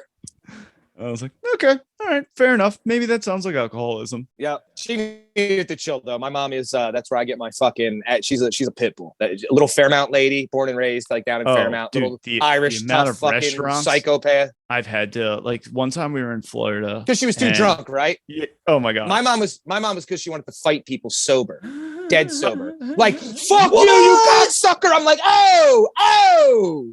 And then I was like, oh, that's how we do. That's how we do. You're like, Mom, it's graduation. Come on. Yeah. Dude, Kindergarten that's earth-shattering graduation. news to me. Steve, that's like earth-shattering because like your mom was like 4'11", like tiny, 100 pounds. And I'm like, Yeah. what? Because Those are the ones you gotta watch I don't out for. remember. Oh, yeah. I don't remember her at all in the way that you're saying this. 'Cause, Yeah, I mean, yeah. I went on vacation with you guys to the Poconos. Everyone wherever has else. such a different you know, everyone has such a different view. You know what I mean? Because they're all nice. Sweet to everybody but me. Yeah, exactly. Well, Dude, listen, that's- Steve was like nice to friends.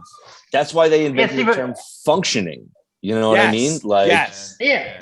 It was like my mom. That's what it my means. Mom, like everyone loved my mom. Your mom was the shit to can't- me. I watched her beat the shit out of you. She was awesome to me. Yeah. I can't stand the lady. But anyways, I guess you know, I guess I get it. I guess I get it now. My girlfriend loves my mother. And I'm like, she's you know, she's cool. She's all right. If she's not your mom, you know, She was- if she's not my mom's fucking awesome. But if she's your mom, it sucks. It's She different. wasn't throwing shoes at you when you were 13. Yeah. You know what my I mean? mom used Like, to spin her rings around. Yeah. You know, she would look at me and spin her engagement ring around and just start swinging. You know, little 5'3" Irish woman. Yeah. my mom's about the same. She's like about 5'2", maybe. This is- fighting weight, probably 5'2", buck 39. Oh, she was good. She would This get is- low. This is the last one real quick that for me that my mom this is a famous one for me in my mind. So there's a lady in our area where we grew up, this fucking huge cunt slut whore. Just so you guys didn't hear that. Fan of the show. Slut whore, right? So fuck this bitch, right? So this bitch Fan of the show, listener of the show. Super Yeah, religious she- now. This lady's the worst, right? So this lady hated me because her two sons, one was I'm not gonna say their names, and her nephew was also around our age. Because right? their They names both are played fucking football. stupid. It's stupid. But these two dipshits were around my weight for Cinderblock, wrestling and Brick. football, right? So I beat the shit out of her son and her nephew, her favorite nephew in wrestling, and I was Yeah, of the course. the starter, and they were behind. And the same thing with football. They wanted to be running back. I was. They weren't. Blah blah. Blah. So she hated me. So at one point we were rolling up to middle school. I think Sean Day might have been in the car, and Jay Romeo and a couple other people were leaving wrestling practice from middle school. And she's out there, and she said to my mom, quote unquote, Matt, don't cut this. Take that fucking retarded delinquent home about me, right? But she was probably right. I was on my path to do that. But at that point, that's her son. You can't say that to her son, right? Yeah. So she goes, excuse me, bitch. Goes to get out of the car right away. I know the scene. We're in middle school. Like, I don't need this in my life as a middle school kid, right? This is middle school before social media where you can get wild with people, right? This Well, everyone's you should waiting be for a 12 moment like and this. not have people talking about your mom the next day. Everyone's Also, exactly. So I grabbed my This mom. story's gonna there's no social media to capture this. This story Nothing. escalates like whatever happened. It's Legend. times 5,000. Yeah. I grabbed my mom's arm. I said, Mom, please don't get out of the car. She turns around and just open hand mollywops the fuck out of my face, right? Mushes me into the window. You just And got I'm called like- a delinquent retard and slapped in the face within Yes, 14 in seconds. front of my friends and all my schoolmates. My mom gets out of the car, It's a tough half a minute. all 4 foot fucking 11, 96 pounds soaking wet.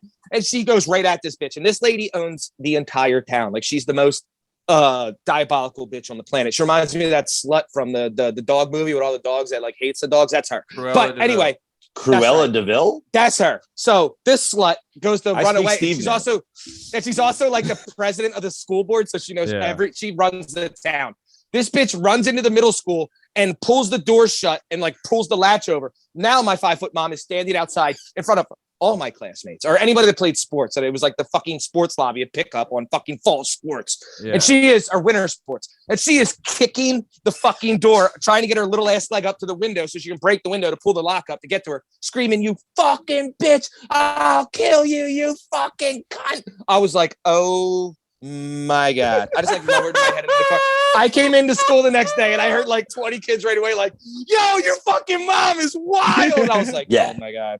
I know, guys. I know. So, in a You're, way, you're though, not telling me like- anything I don't know. What do you think Yeah. happens Thanks. when get bad grades or like break curfew or like. Yeah. I believe was me, never I've seen afraid it. of.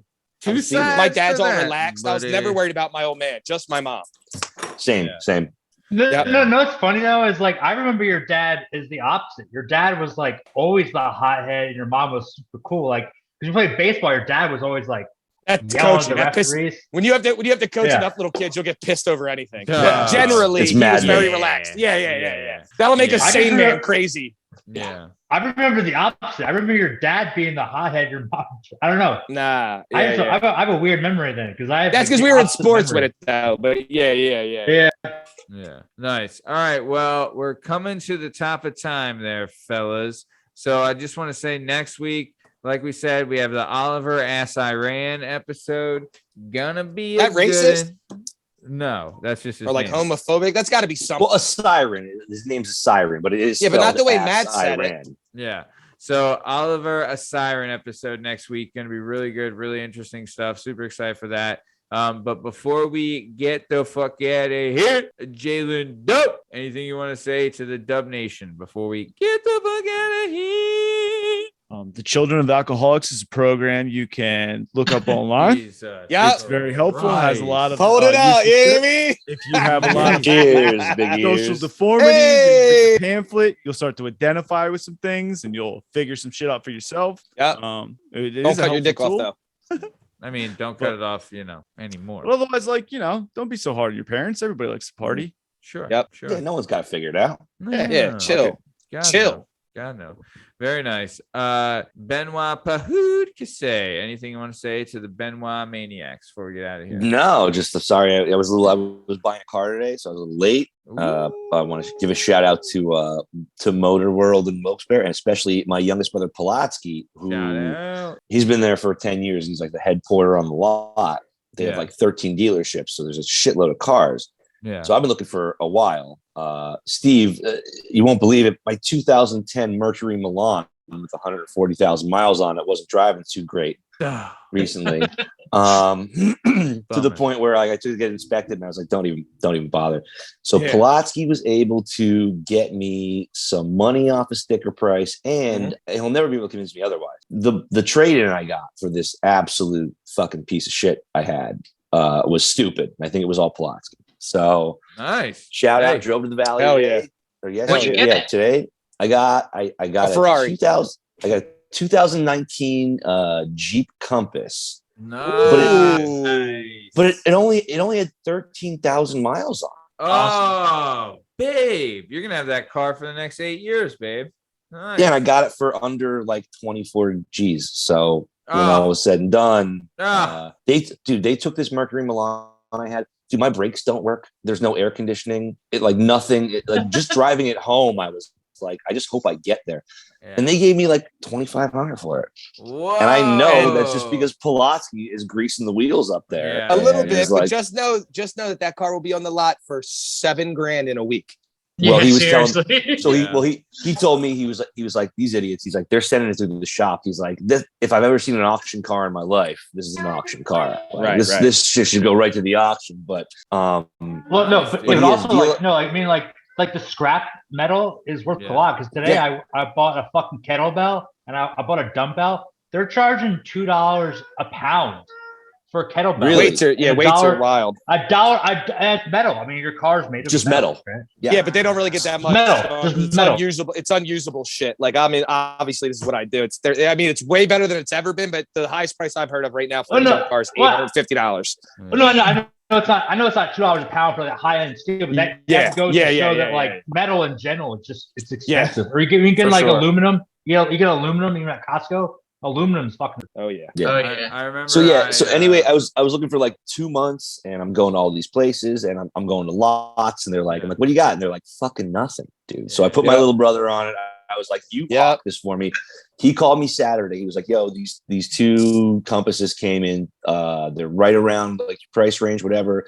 One of them has 33,000 miles on it. It's a grand cheaper than the other one that has 13,000 miles on it. And the one that I got is fucking black on black with a little bit of leather inside. So my kid will fuck it up right away. But anyway, I took like 13,000 miles on a 3-year-old car. I was like, all right, dude, like, let's get it. So I thought you were about to say, and that's cool. He was like, and my kid will fuck it up immediately. But I picked him up from school today. I gave him a Lunchable and a Kool-Aid Cool Burst. I was like, just go for it, man. Whatever you're gonna do, just do it now. Let's just get it over with. He's back there like a champagne spraying the back of your How do you car. drink this? I'm like, well, you want to squeeze it as hard as you can. Yes. Nice. Very Hell nice. yeah, legend. Well, awesome. Thanks for that, Benoit. Sean Douglas Day. What do you got to say to the Sean Douglas Day fanatics before we get out of here? I had a quote and I was going to explain it. I'll just say it and not explain it. But the mark of a wise man is to entertain any idea and accept none. However, Joe Biden, you dumbass, if you're listening to me, if you actually want to if you want to help kids, do what I say right now. them. Quit sniffing them, quit eating them, licking them, putting chocolate on them, whatever you do. But also, if you actually care about fucking kids, get rid of fucking student debt in the sense that you make it the same as credit card debt, unsecured debt. Make college debt unsecured debt, and kids won't go into debt to begin with because banks won't give out the fucking credit. You dumbass. 100%. You senile motherfucker. You senile motherfucker. That's do it. My credit is so mid, and it's only because of student debt.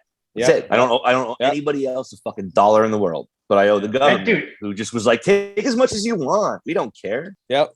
You're paying your own way. Interest rate 17%. We'll see you in hell.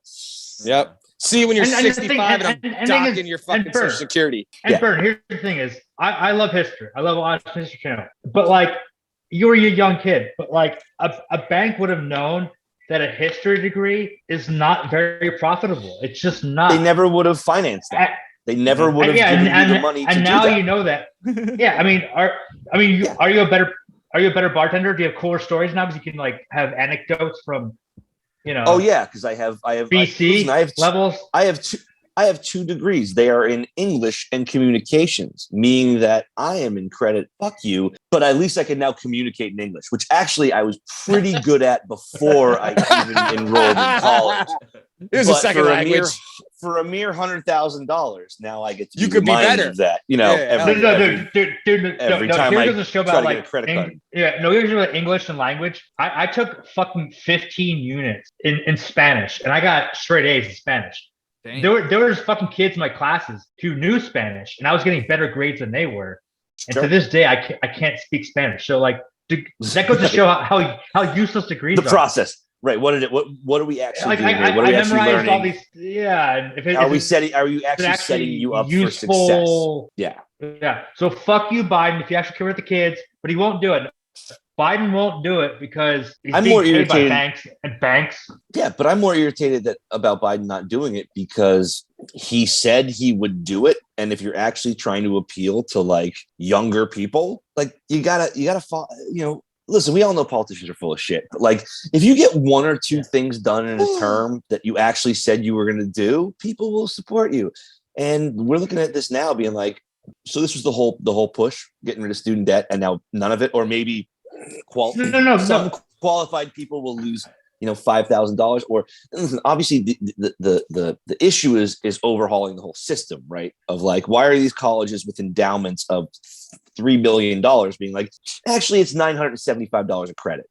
Well, because the government will give you the loan that lets you pay them that. Yeah. So why would they stop? Like, I can't even mention. Listen, I went to school. I went to Villanova in 2000. It wasn't cheap then, and I left in 2002. I went back in like 2009. At that point, I was paying. I was same kind of deal, like just looking for loans. It was $785 a credit at that point, and the only reason I went back there was because if I started a new school, I would have had to redo a ton of shit. I can't imagine what it is for a credit right now, but I love the part on the last pod where they were talking about how the guy's teaching at Montco and he's also teaching at Drexel, and they're getting the same fucking lesson out of the deal, man. It's all the same info, except the structure is such that I thought I had to go to like a good college. Yeah, I thought that was going to be like, that's the move you make. I was way too immature to go to college. I didn't do anything as are for a couple years. 99.9% of all college kids. Yeah. This is getting long-winded too, but also giving another anecdote about like how like the quality of professors you get. I mean, dude, I took a bunch of mathematics classes and I took like chemistry classes. I had mathematics teachers that were teaching me calculus 1 and 2 at a community college that literally wrote software for NASA. I had a chemistry teacher who worked for the Department of Energy and then got out of a career of that and then worked, like literally was in charge of the entire water supply for all of Tucson. Like, I mean, it's people think that community colleges, like, dude, you're gonna get high quality like professors there. Like, you will. Listen, I mean, on the same token, you get some shitty ones. But dude, you go to ratemyprofessor.com. You go in there and they'll rate the professors. You can do your homework and you can get good quality education at a community college without all the bullshit. Yeah. For way cheaper. Yeah. Listen, if I could do it again, or even like, obviously now I have 2 kids, like when those, and we'll see how things are, 12 years from now or whatever. But like, I don't, the idea I had in my head was like, okay, well, I got into a really good college, so I should go there and we'll figure it out later. I have no impulse to tell my son or daughter that because I didn't know what I wanted to do. And so I just went there and just fucking burnt money and did gen eds and eventually got drunker and stoneder and less attentive. And now I owe $1 billion forever on it. And which is why I'm getting so angry. And there's like so much anger in my voice because like I'm looking at my kids that are 3 years old. I can't imagine being a bank because, dude, I'm not that smart. And you get politicians, dude, they know what the fuck they're doing. These bankers know what they're doing. They're preying on young kids. And of course, I know what they're doing. And I'm getting angry. I'm like, look at my 3-year-old kid. I'm like, I can't imagine preying on other kids because this is not like an accident. There's people way smarter than me that know that it actually is the core cause of all of it. That core cause of it is that college debt is secure debt. Well, it is the same as a mortgage. It is the same as anything secured else. debt. Yeah, it's secure debt, and also I think they said like, and it's generational, but like I think I read something, and when I say I think, I don't know the exact numbers, but it was something like college education has increased 2,426% at the rate of inflation since like the 70s. Mm-hmm. So it's like nothing has changed. It's just all these colleges. I think Princeton has like a $7 billion endowment, right? Princeton could not take tuition from another student for 14 years before they hit the red. Mm-hmm. While paying all of their bills, like it's all a fucking cash grab. Yeah. So thanks for that, guys. Let's keep it moving. Now that we've lost all our listeners, Lasmeesh, I would imagine a lot of our listeners have some college debt out there. Right. Well, that was that was the most boring conversation I've ever heard. Let's not get back on that, Liam. What do you got? Jesus Christ, you two. What do you got to say to Lasmeesh? I won't talk about it before we get out. Thank God. So if you are broke, always borrow money from. If you are broke, always borrow money from a pessimist because they won't expect you to pay it back. Hell yeah.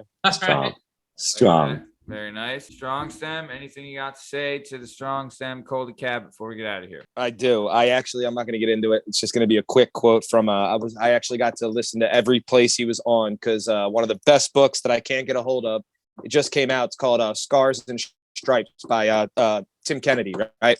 Okay. Kennedy was a Army Ranger, Green Beret. He was also a stud in the UFC for years. Legend, right? Guy's the man. And he said on Rogan's that it's that the boogeyman's always on the doorstep. So it's better to be a warrior in a garden than a gardener in a war.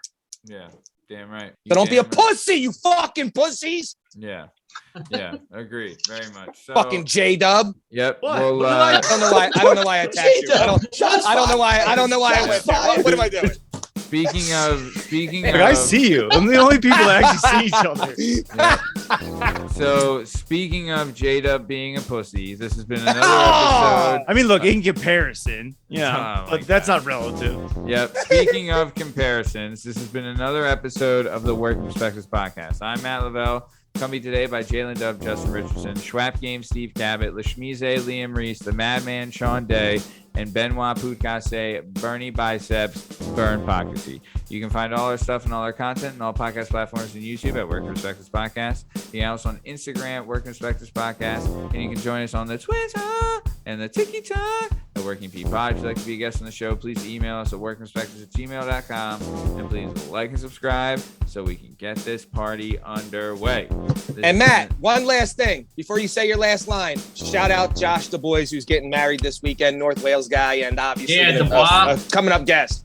So Du Bois. Shout out to Josh Du Bois, and once again, RIP to Randy Latta. For sure. Yep. In another episode of the Working Perspectives podcast. Thanks for listening. Have a great weekend. Thanks. See you.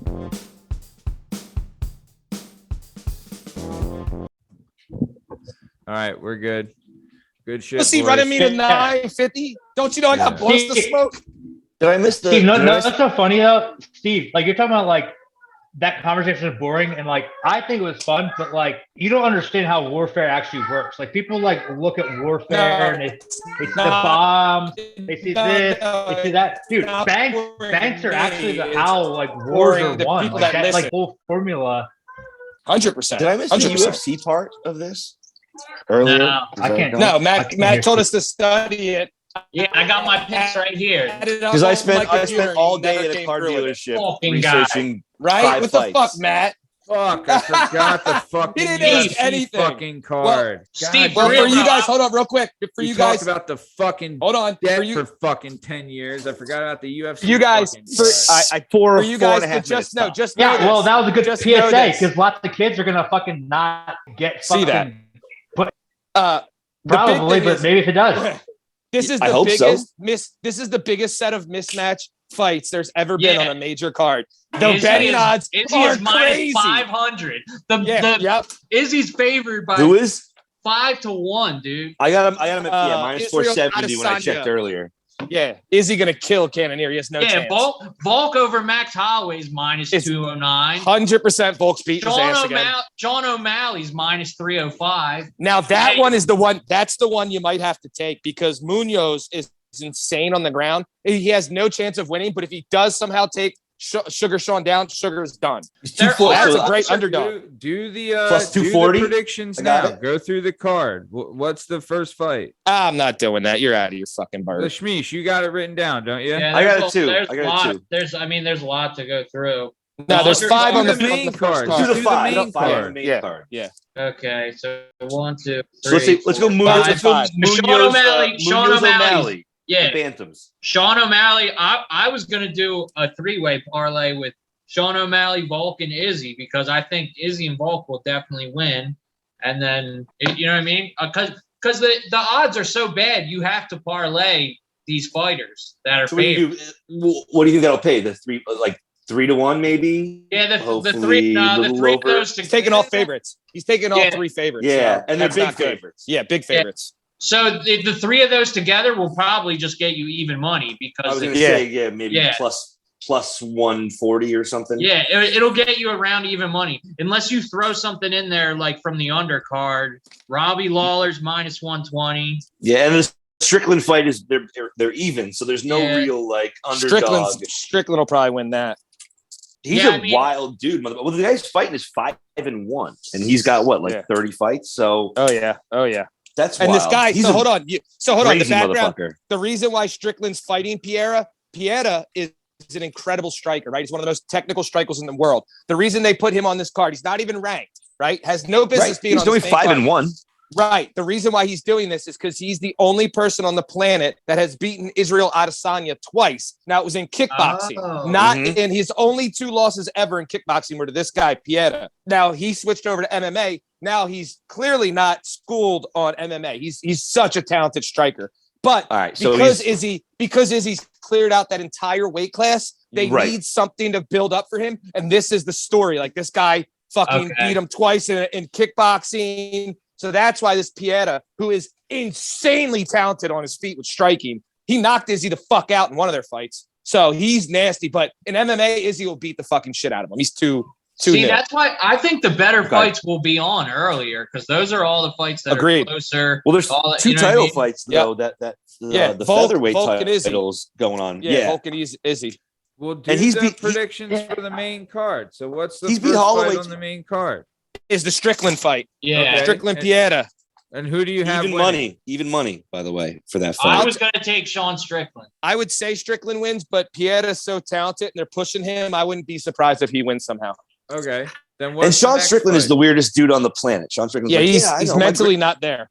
My grandfather raised me to be a neo-Nazi, and that's why I I burnt know. down He's churches nuts. for the first half of my life. Like, he's a Fucking wild psycho. Yeah, psycho. But you know what? He acknowledged it and he was honest about it, which I feel like a lot fighters of people don't give a fuck. bury that. And he was like, no, This ain't the NFL. Yeah, I was really fucked up and angry for a long time, man. Like, that's who I was. And I do respect that. But the fact that he's fighting a guy who's 5-1 in the UFC and it's but even also money, has 100 makes me also has feel 100 kickboxing fights. Well, that But Steve, that's no, good no, to it's hear. funny though. No, it's funny though. Like I hear people say, like, oh, like I think now, like maybe back in the day, but now, if you say like you wrestled in college, or you were a professional boxer, or you were a professional Muay Thai fighder, and then you're coming in MMA, I feel like that's almost like a detriment now because like 100%, 100%. Because Muay, like, I mean, look at a boxer. A boxer who is a professional boxer going to Muay Thai, they're gonna have so many bad habits. Up. Yeah. His distance will be all fucked up. Yeah, his distance and then is all a fucked Muay up. Thai fighter has like that weird 80% So in their square. back leg. Yes. Yeah, square, 20% their So left easy leg to take up. down. So easy And so to I take feel like, down. like striking for MMA is such a different art that it's like it's almost a detriment. I think now, like, if you into a takedown, sure do. And your footwork is completely different. The distance is the number one thing they all talk about. The distance is so different. In boxing, you're literally touching foreheads because there's no takedowns, there's no kicks. Yeah. It's just strictly the sweet science. Then you go to Muay Thai, you have to worry about getting your head kicked. And then you move on to MMA, and now I have to worry about you boxing me, kicking me in the head, and taking my bitch ass down. Yeah. But Steve, I feel like Steve. But I feel like kids now are gonna be like, no, go ahead, Sean. Go ahead. I was gonna say, I feel like kids now.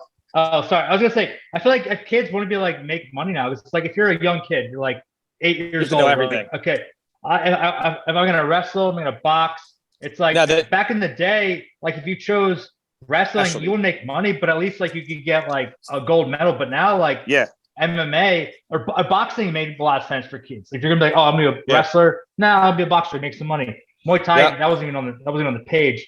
But now, like, kids could be like, Aaron Pico's the big example. I could be a wrestler and make no money at all unless I'm like Jordan Burroughs or like whoever, like which is like 1% of the 1%. 0.001. Yeah, but I feel like kids now, like if you want to be a good MMA fighter, like you have to start MMA, striking for MMA from a kid, jiu-jitsu for MMA as a kid versus like all this boxing shit. The unicorn. I feel like it's gonna go away. The unicorn in this is Aaron Pico. He's the guy that was wrestled and was a Golden Glove boxer since he was a little kid. Started jiu-jitsu since he was in Bellator. He's like that first generation that since he was 6 years old, he's been in a gym specifically to make him an MMA fighter. Damn.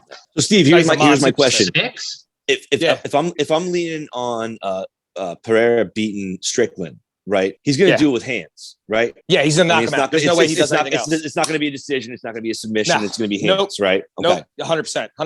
Because I would try to mix that in with like a knockout. I would be like, he knocks him out in the second or something and get the big eyes. Because FanDuel didn't put those lines out yet for me. Really? At least. The knockout lines, I don't have them yet. I don't know why, but FanDuel doesn't have it. They'll be there. They will have. I would definitely take Piero with a knockout win if I was looking to make money and like had a little bit of money to lose. It's just it's a stinky line because Strickland's 25-3 and Pereira's 5-1 and they're even money. And I'm like, well, but a lot of people don't realize that Pereira's been a kickboxer and for a long, long time and beat Israel Adesanya, knocked him the fuck out before. Yeah, but the thing is, like, you gotta like look at the chess match of it. Like each opponent knows, like it's like, hey, if I was my opponent, how would I train? And like, oh, I'm a good kickboxer. Guess what? Maybe his whole camp, he doesn't kickbox. And now his kickboxing is shit. Yep. And he just has to wrestle. The other guy does this, and you get like these matches where like they're just sitting there in the middle of the ring for fucking 3 rounds, like just like I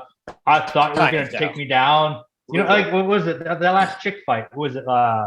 Rose. Oh, Jesus, that was so bad. Rose and oh my god, white bitch. That was the worst fight ever. Yeah, it was. That's a classic. That's what I'm talking about. Like each opponent like trains as if like they're that fighting had a little for their bit opponent, of background to it. Like 2 matches ago, like they're fighting for like how they used to fight, and then the fight they're they're fighting completely different. and they're just And that sitting had there a like background fucking to idiots. it. Those two All right, fought well, before, wait. and she got taken down like 20 times, Rose. So Rose had it in her head that she Yeah. couldn't get near that girl. She had a mental block.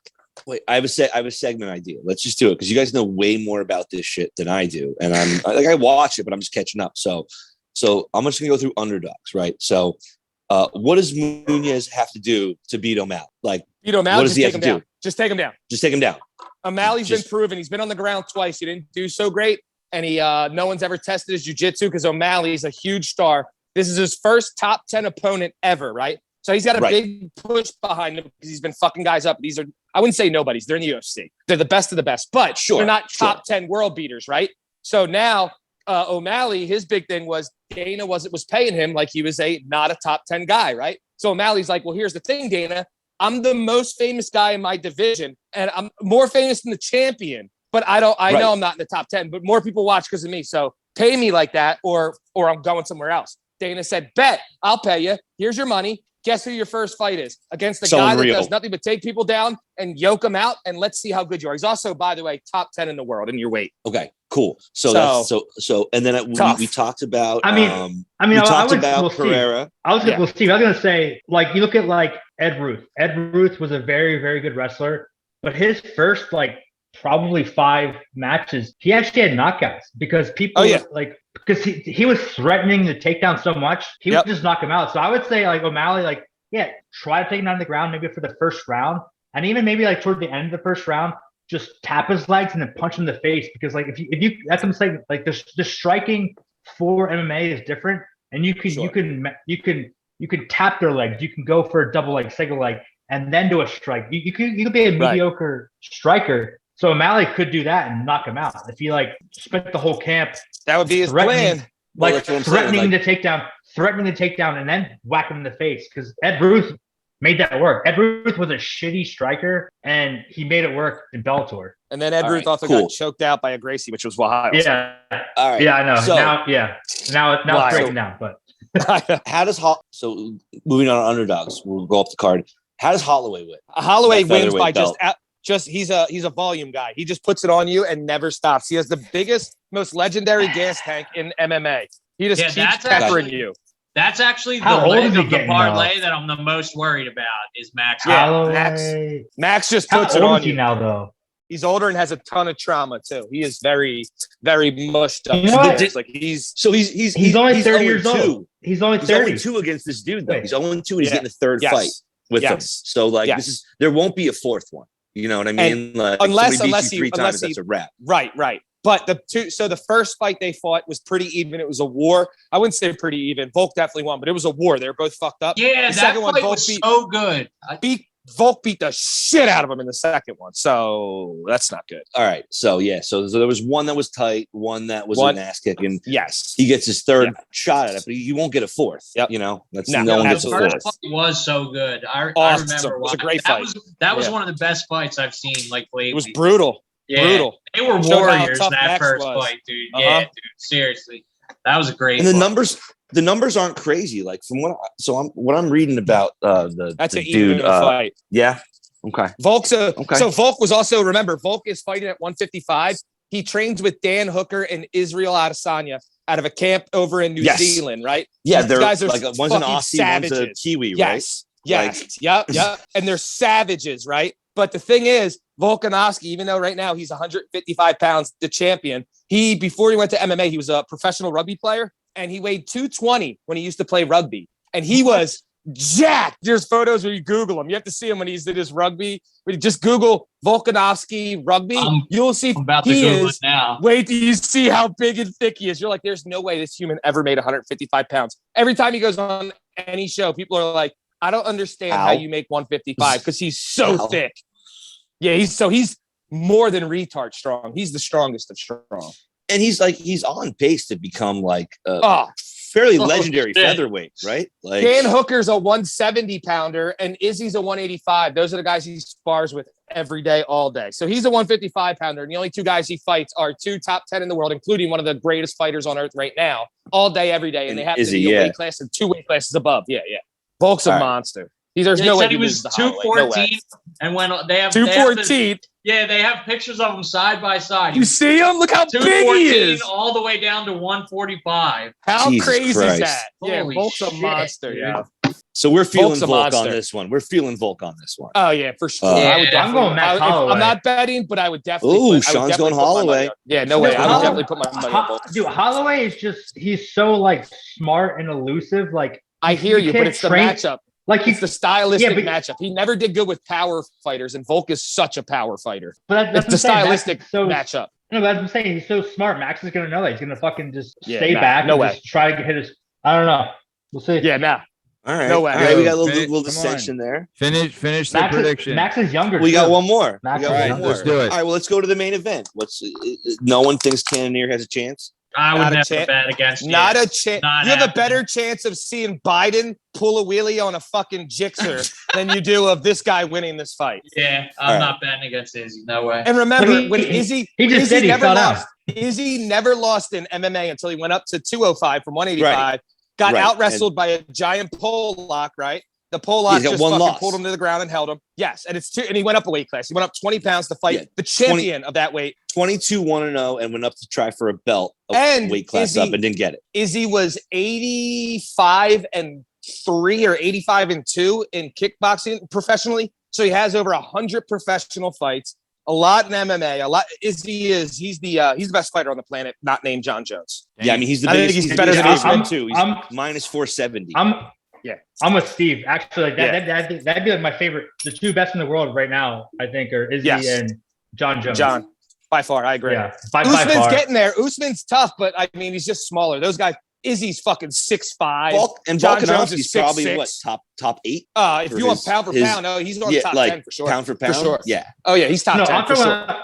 Well, I'm talking about just like no weight class. Like if you Yeah, just yep. put two human beings into a fucking ring, Yes. no matter what the weight is, John Jones is going to beat up anyone. Every person on the Anyway. planet, including Francis. I don't care what weight they He'll are. I don't care He'll what beat weight them all. they are. John Jones will win. I'm gonna go Adesanya. We'll kill everyone.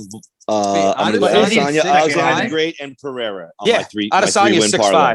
Wow. Holy He's so shit. Adesanya when he was Goddamn. on Brendan Schaub's show. Brendan Schaub 6'5", and he said like he never entertained the Izzy versus John Jones for John left for heavyweight, and then he goes, I stood next to Izzy like man to man, and I looked at him, and Schaub is 6'5", 265. He was like he had like an eighth of an inch on me, smither taller, and his shoulders were But every bit as wide as mine. So he's a Izzy's big a fucking dude. giant man. Well, then, Steve, here's a stat. Then Cannonier's only 5'9". I know, but he's a freak athlete and so strong. I know, but he's gonna get the shit beat out of him. 5'9". But yeah, No, yeah, It's I a know, big, I it's know. a big Alone. jump, man. It's a big Against jump.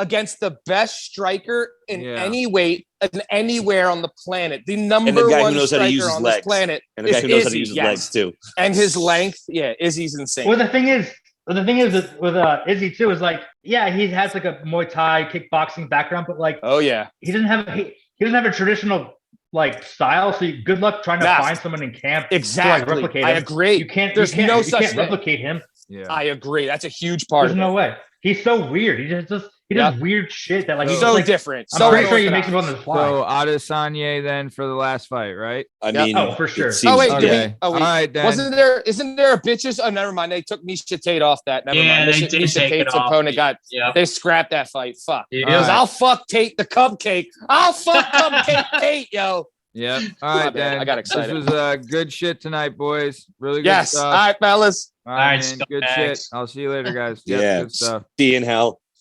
Yep.